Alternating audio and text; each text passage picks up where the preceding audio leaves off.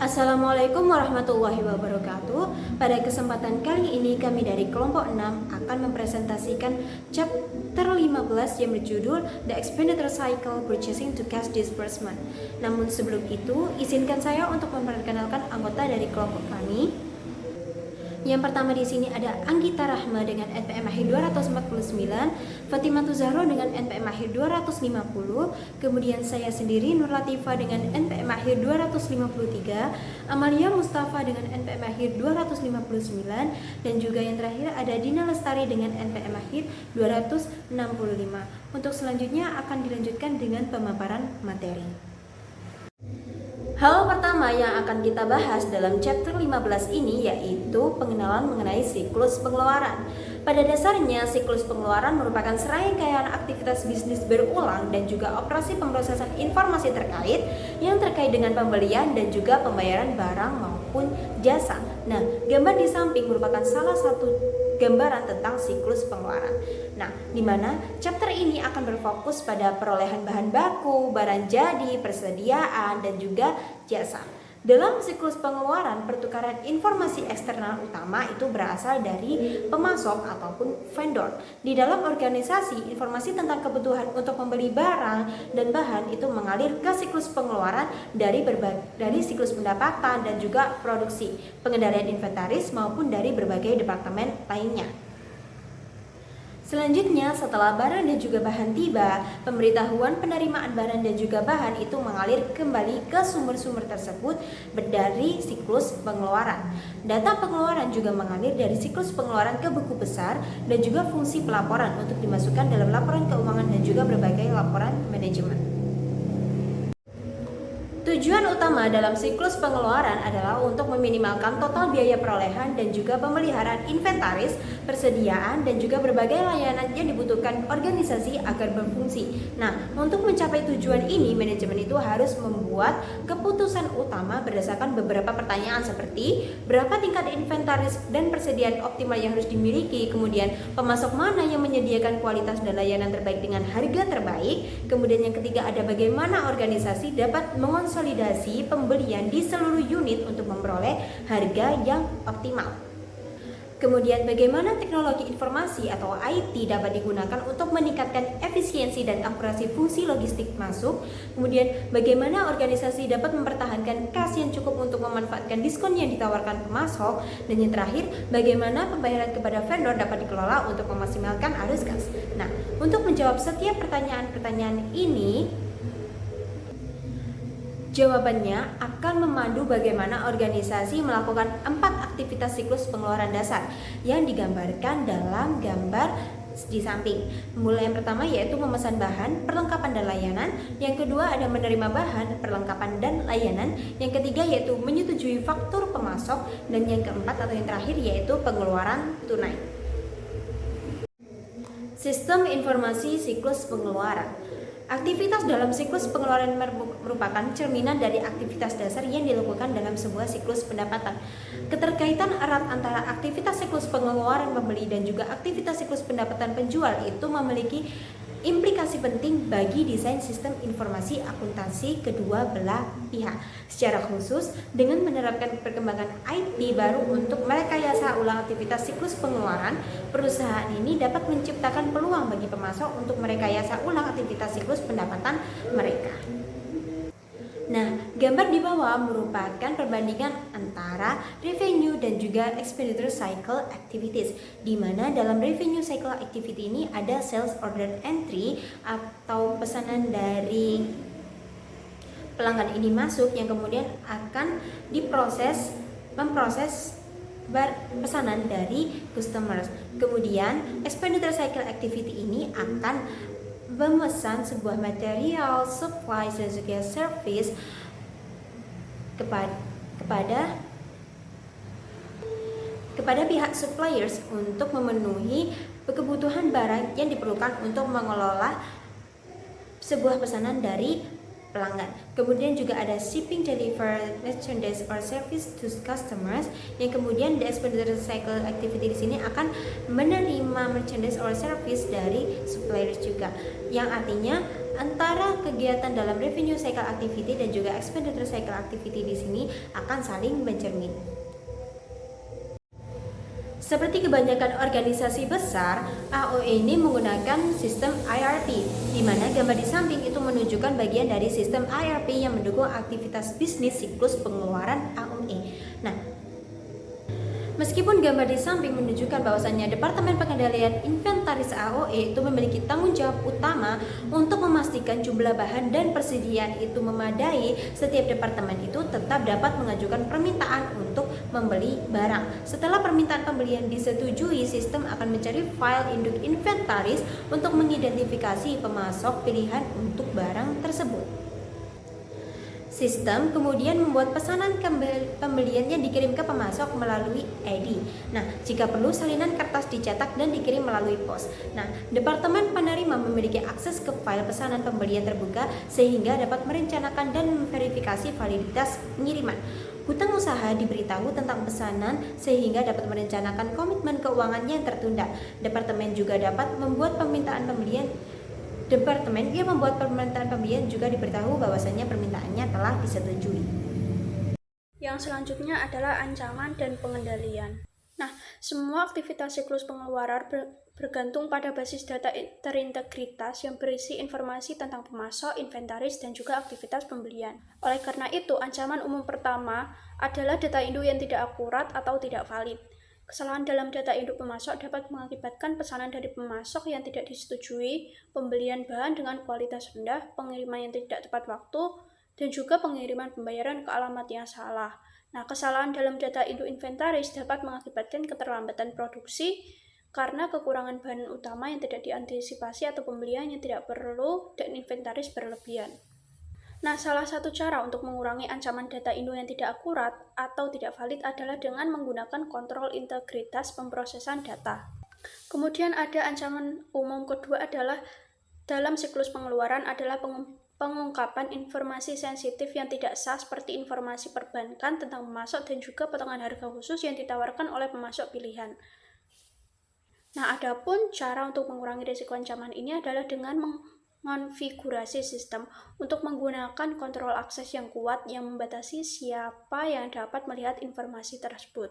Penting juga untuk mengonfigurasi sistem untuk membatasi kemampuan karyawan dalam menggunakan kapabilitas query bawaan sistem ke tabel dan bidang tertentu. Kemudian ada ancaman umum yang ketiga dalam siklus pengeluaran menyangkut hilangnya atau kerusakan data induk.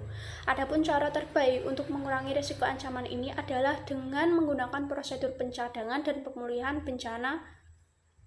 Adapun praktik terbaik adalah dengan menerapkan sistem ERP sebagai 3 contoh terpisah. Satu contoh disebut sebagai produksi, digunakan untuk memproses aktivitas harian. Yang kedua digunakan untuk pengujian dan pengembangan, dan instansi ketiga harus disimpan sebagai cadangan daring ke sistem produksi untuk menyediakan pemulihan hampir secara real time.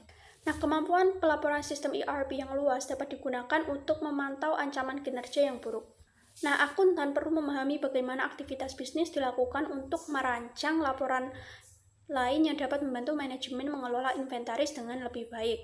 Akuntan juga perlu memastikan misahan tugas yang tepat untuk meminimalkan risiko penipuan. Selanjutnya adalah pemesan bahan, perlengkapan, dan juga layanan. Aktivitas bisnis utama pertama adalah aktivitas bisnis utama pertama dalam siklus pengeluaran adalah memesan inventaris, persediaan, dan juga ataupun layanan. Hal ini menunjukkan bahwa identifikasi terlebih dahulu apa, kapan, ataupun berapa yang banyak yang akan dibeli, lalu memilih dari pemasok mana untuk membeli bahan tersebut. Nah, seperti yang ditunjukkan pada kasus pendahuluan, catatan inventaris yang tidak akurat dapat menimbulkan masalah yang signifikan bagi organisasi. Oleh karena itu, akuntan dan profesional sistem perlu memahami praktik terbaik untuk mengelola inventaris. Selanjutnya adalah proses. Nah, pendekatan tradisional untuk mengelola persediaan adalah menjaga stok yang cukup sehingga produksi dapat terus berlanjut tanpa adanya gangguan, bahkan jika penggunaan persediaan lebih besar daripada yang diharapkan. Nah, pendekatan tradisional ini sering disebut dengan kuantitas pesanan ekonomis atau EOQ pendekatan karena didasarkan pada perhitungan ukuran pesanan optimal untuk meminimalkan jumlah biaya pemesanan, penyimpanan, dan juga kehabisan stok. Nah, penerapan aktual pendekatan EOQ bervariasi tergantung pada jenis barang. Nah, pendekatan EOQ tradisional untuk pengendalian inventaris seringkali mengakibatkan penyimpanan inventaris dalam jumlah signifikan. Uang yang diinvestasikan untuk menyimpan inventaris tidak akan menghasilkan apapun. Akibatnya, dalam beberapa tahun terakhir, banyak perusahaan manufaktur besar meminimalkan atau bahkan menghilangkan jumlah inventaris yang tersedia dengan mengadopsi perencanaan kebutuhan material atau sistem manajemen inventaris just in time. Adapun perencanaan kebutuhan material atau MRP berupaya mengurangi tingkat persediaan yang dibutuhkan dengan meningkatkan keakuratan teknik peramalan untuk menjadwalkan pembelian dengan lebih baik guna memenuhi rencana produk. Nah, dengan demikian, sistem MRP ini mengurangi ketidakpastian tentang kapan bahan baku dibutuhkan dan dengan demikian memungkinkan perusahaan untuk menyimpan lebih sedikit persediaan. Kemudian ada sistem persediaan just in time atau GIT. Nah, berupaya meminimalkan jika tidak menghilangkan sama sekali persediaan barang jadi dengan membeli dan memproduksi barang hanya sebagai respons terhadap penjualan aktual, bukan penjualan yang diperkirakan. Akibatnya, sistem GIT dijadikan oleh pengiriman bahan, suku cadang, dan persediaan dalam jumlah kecil secara berkala langsung ke lokasi tertentu yang membutuhkannya saat dibutuhkan, bukan pengiriman massal yang jarang ke fasilitas penerimaan dan juga penyimpanan pusat. Oleh karena itu, pabrik yang menggunakan sistem GIT akan memiliki beberapa dok penerimaan yang masing-masing ditugaskan untuk menerima pengiriman barang yang dibutuhkan di pusat kerja terdekat. Adapun perbedaan utama antara sistem MRP dan GIT adalah penjadwalan produksi. Jika sistem MRP menjadwalkan produksi untuk memenuhi perkiraan penjual sehingga menciptakan jumlah inventaris barang jadi yang optimal, sistem GIT menjadwalkan produksi sebagai respons terhadap permintaan pelanggan sehingga hampir menghilangkan inventaris barang jadi, tetapi sistem tersebut mengharuskan menyimpan bahan baku dalam jumlah yang cukup untuk menyesuaikan produksi dengan cepat sebagai respons terhadap permintaan konsumen. Nah, baik sistem MRP maupun GIT dapat mengurangi biaya dan meningkatkan efisiensi. Ini adalah ancaman dan pengendalian. Nah, catatan inventaris yang tidak akurat dapat mengakibatkan kehabisan stok yang mengakibatkan hilangnya penjualan atau kelebihan persediaan yang meningkatkan biaya. Nah, untuk mengurangi risiko tersebut, metode inventaris perpetual harus digunakan untuk memastikan bahwa informasi tentang stok inventaris selalu terkini. Namun, kesalahan entity data dapat mengakibatkan catatan inventaris perpetual yang tidak akurat karena bahkan juru ketik yang ahli pun dapat membuat kesalahan. Oleh karena itu, penggunaan teknologi informasi untuk menghilangkan kebutuhan entity data manual dapat meningkatkan keakuratan catatan dari inventaris perpetual. Nah, penting juga untuk menghitung persediaan yang ada secara berkala dan menyelidiki setiap perbedaan antara jumlah tersebut dan catatan persediaan perpetual.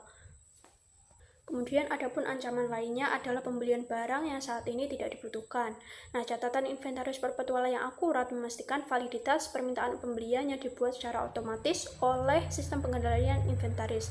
Supervisor perlu meninjau dan menyetujui permintaan pembelian yang diajukan oleh masing-masing karyawan. Masalah terkait adalah pembelian barang yang sama sekali oleh penerbit unit organisasi. Akibatnya, organisasi mungkin memiliki inventaris yang lebih besar dari yang diinginkan dan mungkin gagal memanfaatkan diskon volume yang tersedia. Nah, fungsi pembeli yang terpusat akan mengurangi ancaman ini. Baik, selanjutnya di sini ada choosing supplier atau memilih pemasok. Nah, jadi setelah kebutuhan pembeli itu teridentifikasi, langkah selanjutnya di sini adalah kita memilih pemasok. Nah, agen pembelian itu biasanya melakukan tugas ini. Di perusahaan manufaktur seperti AOA, fungsi pembelian ini terkait erat dengan siklus produksi.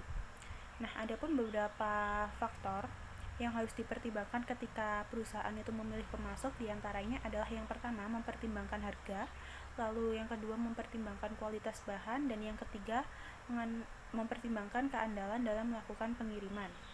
Nah, di sini perlu dicatat bahwa mengevaluasi pemasok dengan tepat ini melibatkan lebih dari sekedar membandingkan harga. Perusahaan di sini juga menanggung biaya seperti pengerjaan ulang atau scrap yang terkait dengan kualitas produk yang dibeli. ada juga biaya yang terkait dengan kinerja pengiriman pemasok. Lalu di sini keandalan pemasok juga sangat penting bagi perusahaan yang menggunakan sistem GIT karena pengiriman yang terlambat itu dapat menghentikan seluruh sistem. Nah, kemudian setelah pemasok dipilih untuk suatu produk, identitas pemasok tersebut itu harus menjadi bagian dari catatan induk inventaris produk untuk menghindari pengulangan proses pemilihan pemasok untuk setiap pesanan berikutnya. Nah, namun di beberapa kasus, seperti untuk pembelian barang-barang berbiaya tinggi dan jarang dipakai, manajemen itu mungkin secara eksplisit ingin mengevaluasi ulang semua pemasok potensial setiap kali produk tersebut dipesan. Daftar pemasok alternatif potensial untuk setiap barang juga harus disimpan jika pemasok utama kehabisan stok barang yang dibutuhkan. Baik, selanjutnya di sini ada purchasing order. Jadi purchasing order ini merupakan dokumen atau formulir elektronik yang secara formal meminta pemasok untuk menjual dan mengirimkan produk tertentu dengan harga yang ditentukan. Nah, dokumen ini juga merupakan janji untuk membayar dan menjadi kontrak setelah pemasok itu menerima. Jadi, di dalam dokumen ini berisi nama pemasok dan agen pembelian, lalu ada pesanan dan tanggal pengiriman yang diminta, lalu ada lokasi pengiriman dan metode pengiriman, serta informasi tentang barang yang dipesan.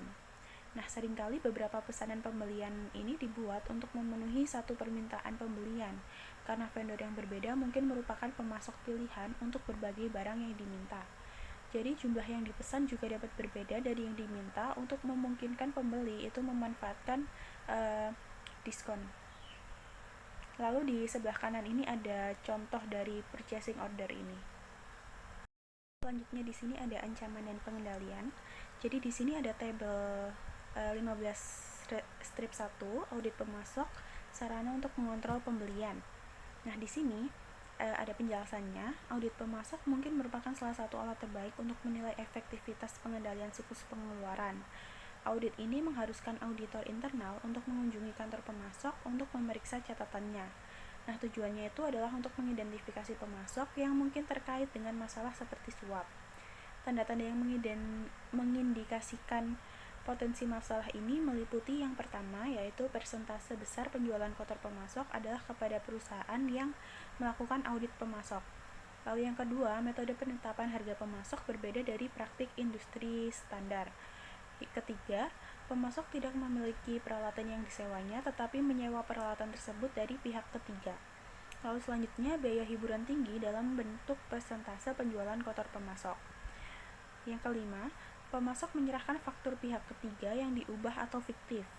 Dan yang terakhir, alamat pemasok pada fakturnya itu fiktif. Nah, audit pemasok ini dapat menghasilkan keuntungan yang substansial. Satu perusahaan memperoleh lebih dari $250.000 untuk masalah seperti tagihan ganda. Audit pemasok juga sering mengungkap pelanggaran kebijakan konflik kepentingan perusahaan. Nah, menariknya di sini, banyak pemasok itu mendukung gagasan audit pemasok karena proses tersebut memberi mereka alasan yang baik untuk tidak menawarkan hadiah atau hiburan kepada agen pembelian. Nah, meskipun begitu, organisasi harus menyertakan klausul hak untuk mengaudit dalam semua pesanan pembelian dan kontrak dengan pemasok untuk memastikan kemampuan menggunakan kontrol detektif yang kuat ini. Nah, selanjutnya yaitu receiving dengan proses ketika barang diterima, petugas penerimaan mencocokkan nomor pesanan pembelian yang ada pada slip pengiriman untuk memastikan bahwa barang yang diterima memang telah dipesan. Kemudian petugas akan menghitung jumlah barang yang diterima dan memeriksa apakah ada kerusakan fisik yang terlihat. Laporan penerimaan kemudian dibuat dengan mencantumkan informasi seperti tanggal pemasok, deskripsi barang, jumlah, serta catatan terkait kondisi barang tersebut. Jika terjadi masalah seperti jumlah yang tidak sesuai atau barang rusak, maka bagian pembelian akan menyelesaikan masalah ini dengan pemasok, seringkali menggunakan memo debit untuk menyesuaikan faktur atau mengizinkan pengembalian barang.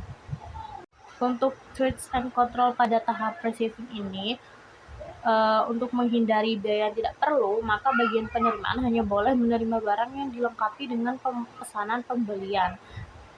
Petugas penerimaan harus memverifikasi jumlah barang tergantung pada jumlah yang tertera di pesanan. Langkah pertanggungjawaban seperti tanda tangan dan penggunaan alat seperti barcode atau RFID dapat memastikan perhitungan itu akurat.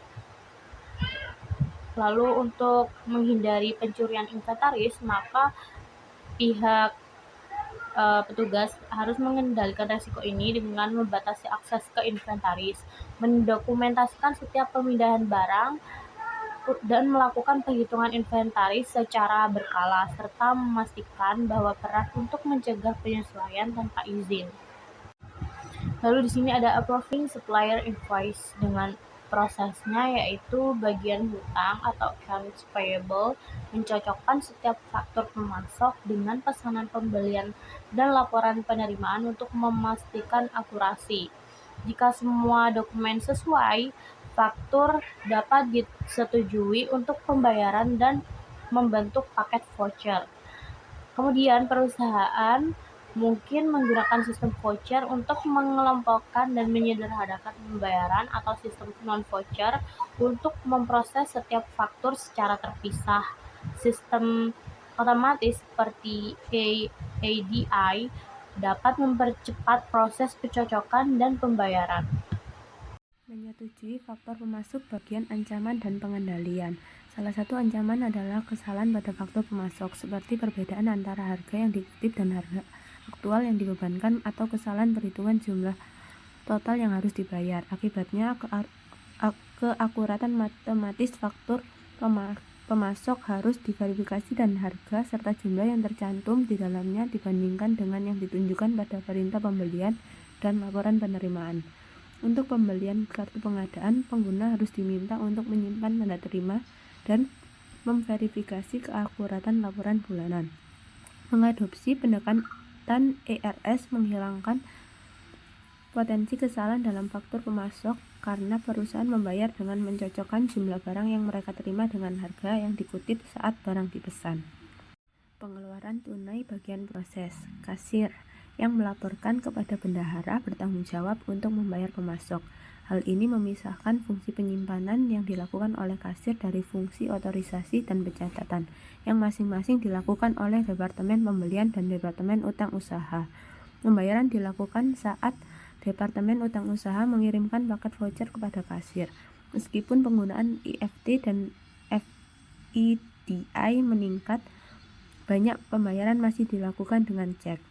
Pengeluaran tunai bagian ancaman dan pengendalian. Beberapa prosedur pengendalian terkait dapat mengurangi ancaman ini. Pertama, faktur harus disetujui untuk pembayaran hanya jika disertai dengan paket voucher lengkap, pesanan pembelian, dan laporan penerimaan. Kedua, hanya salinan asli faktur yang harus dibayar. Pembayaran tidak boleh diotorisasi untuk fotokopi faktur. Ketiga, ketika faktur dibayar, faktur dan paket voucher harus dibatalkan atau ditandai dengan dibayar, dengan cara yang akan mencegah pengajuan ulang. Meskipun IRS menghilangkan faktur vendor sepenuhnya, tetap penting untuk menandai semua laporan penerimaan yang sebagai dibayar untuk menghindari pembayaran ganda. Akhirnya, karena pengendalian preventif tidak pernah 100% efektif, penting untuk secara teratur mengaudit semua pembayaran kepada pemasok untuk mendeteksi pembayaran ganda tepat waktu dan memulai tindakan korektif. Ringkasan dan kesimpulan kasus. Aktivitas bisnis dasar yang dilakukan dalam siklus pengeluaran meliputi pemesanan bahan, penerimaan bahan, persetujuan faktor pemasok untuk pembayaran, dan pembayaran barang dan jasa. Efisiensi dan efektivitas kegiatan ini dapat secara signifikan mempengaruhi kinerja perusahaan secara keseluruhan. Misalnya, kekurangan dalam meminta dan memesan inventaris dan perlengkapan yang diperlukan dapat menciptakan kemacetan produksi dan mengakibatkan hilangnya penjualan karena kehabisan stok barang yang populer. Masalah dalam prosedur yang terkait dengan penerimaan dan penyimpanan inventaris dapat mengakibatkan perusahaan membayar barang yang tidak pernah diterimanya, menerima pengiriman dan mengeluarkan biaya penyimpanan untuk barang yang tidak dipesan, dan mengalami pencurian inventaris. Masalah dalam menyetujui faktur pemasok untuk pembayaran dapat mengakibatkan pembayaran berlebih kepada pemasok atau gagal mengambil diskon yang tersedia untuk pembayaran yang cepat. Kelemahan dalam proses pencairan uang tunai dapat mengakibatkan penyalahgunaan uang tunai. Sekian yang dapat kelompok kami sampaikan.